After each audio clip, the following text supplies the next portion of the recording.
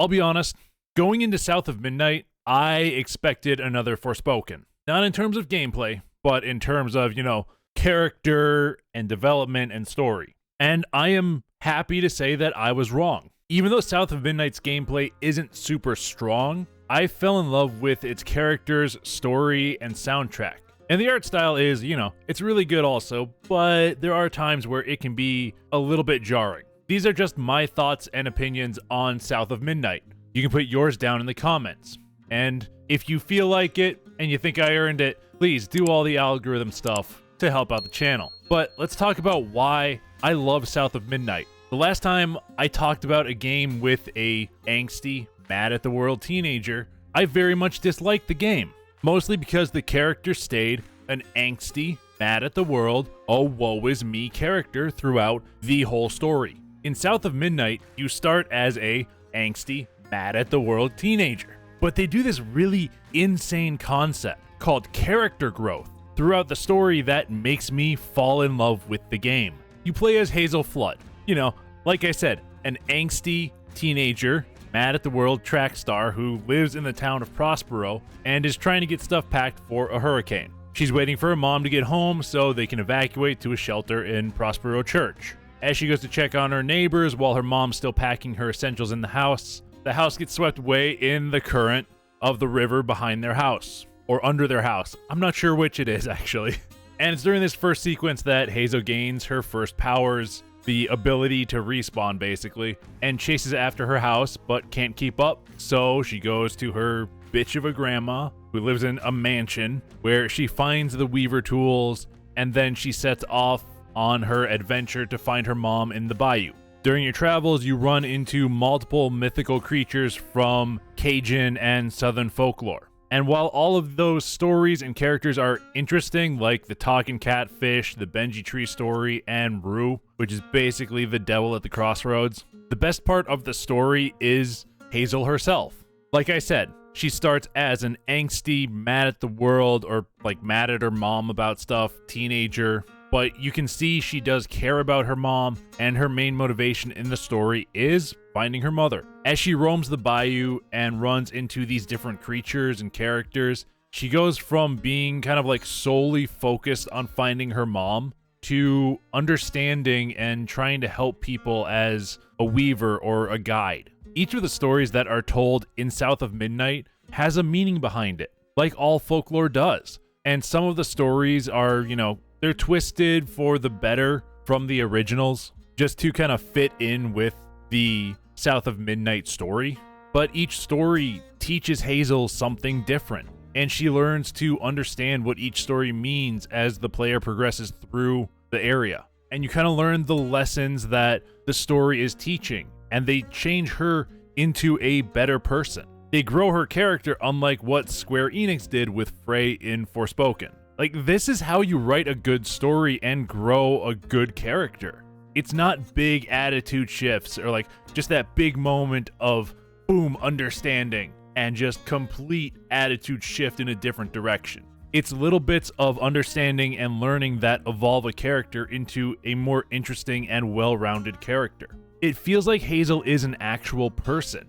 By the end of the epilogue, the last chapter of the game after you defeat the boss, Hazel has grown into a better person than she was at the beginning. Spoilers for the ending. If you don't want to hear it or hear me talk about it, you can go to this time. But spoilers a little bit in 3, 2, 1. The Hazel at the beginning of South of Midnight would have picked a fight with Bunny Flood right when she entered the mansion. But the Hazel at the end of the story, yeah, she doesn't like what Bunny did to Hug and Molly, but she understands her pain and shows her compassion, which shows how much she has evolved and grown throughout the story. Alright, spoilers done. I just think South of Midnight's story and characters are done really well, even if you can go out of order and jumble up the story in certain areas. Not horribly, but there are, for each of the fights where you are going and cleansing the area, there is a certain order you should go in, but you can in some areas like Bunny's summer house, you can go in a different order because it is an open area, and you kind of jumble up the story if you do. That's what I did, and I still understood the area and what that story was trying to tell me. It's just, you know, a little bit out of order, so I had to place things together a little bit. And another thing that I love about South of Midnight is its fantastic soundtrack. He found trouble often, each place we'd go.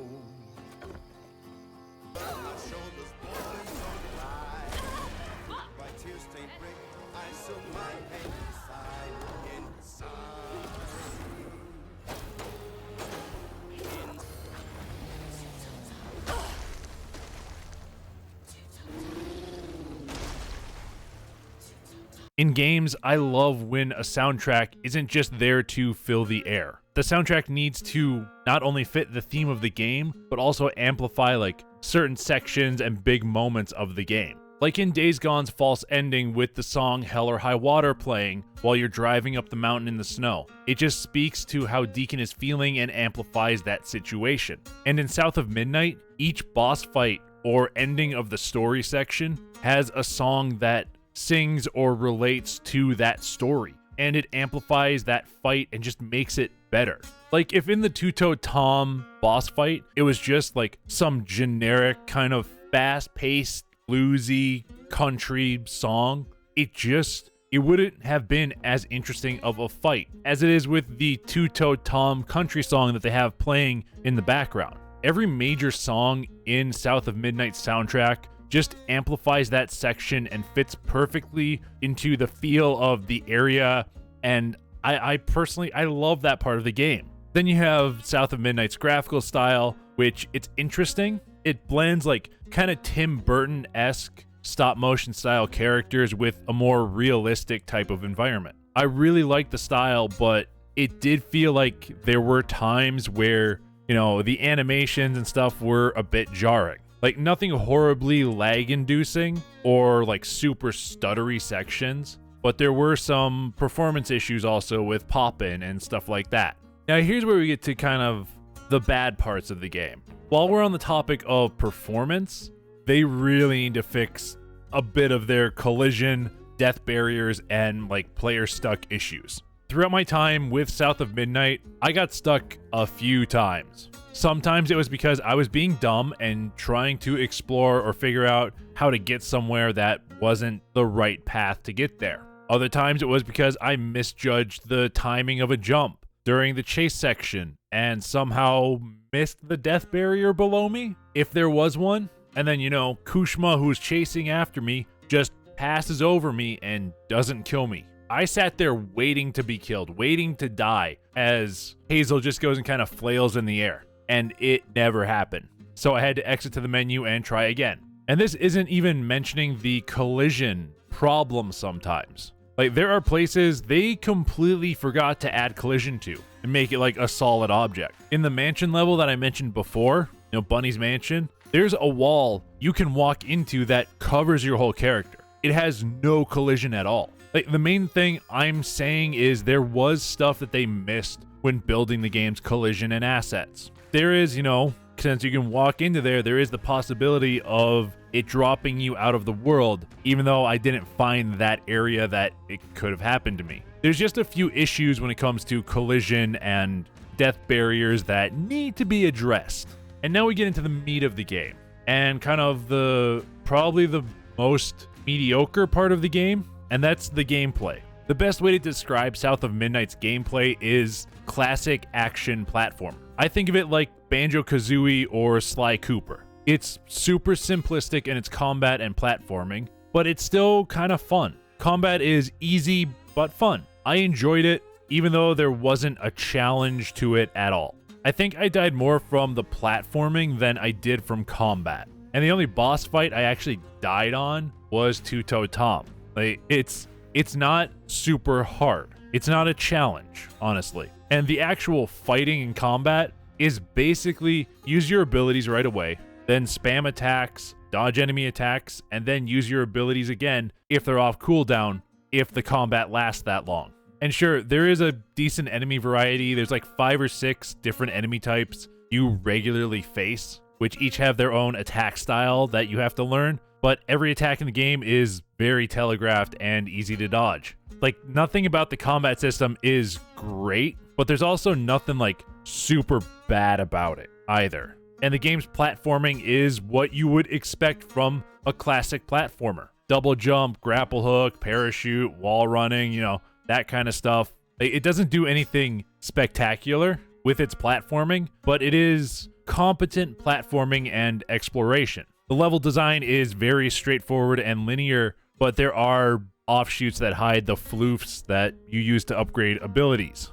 And speaking of South of Midnight's upgrading abilities or upgrade system, I feel that it is insanely basic and honestly pointless. It's mostly just like cooldown reduction, extending your ability area, or like a couple of new combo moves that you can throw in there. If it wasn't there, the gameplay just wouldn't really change. And it is a very linear, like, it's literally just a line and then 3 other non-related lines that are your ability upgrades. It's pointless to have it in there, I think.